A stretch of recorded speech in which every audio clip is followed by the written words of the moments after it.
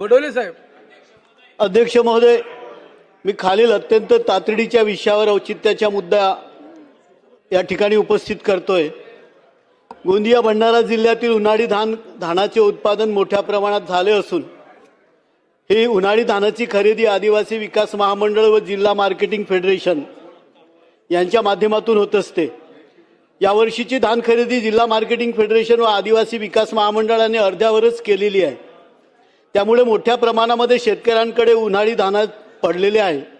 याबाबत शासनाकडे वारंवार पाठपुरावा केला असता धान खरेदीची जी लिमिट वाढत नसल्यामुळे शेतकऱ्याचे धान खरेदी केले जात नाही ही बाब लक्षात आली। त्यामुळे या शेतकऱ्यांचे धान खरेदी करण्यासाठी शासनाने त्वरित लिमिट वाढवून खरेदी करावी। त्यासाठी अन्न व नागरी पुरवठा विभागाने त्वरित पुढाकार घ्यावा ही विनंती आपल्या माध्यमातून करतो। तसेच आदिवासी विकास महामंडळाने यावर्षी उन्हाळी धानाची जी खरेदी केली, परंतु ज्या शेतकऱ्यांची खरेदी झाली त्या शेतकऱ्यांच्या खात्यामध्ये त्यांची रक्कम जमा झाली नाही आणि म्हणून ऐन पेरणीच्या हंगामात शेतकऱ्यांना प्रचंड अडचण निर्माण झाली आहे। तरी याबाबत आदिवासी विकास महामंडळाने शेतकऱ्यांच्या खात्यामध्ये त्वरित निधी वर्ग करावा ही विनंती करतो। धन्यवाद।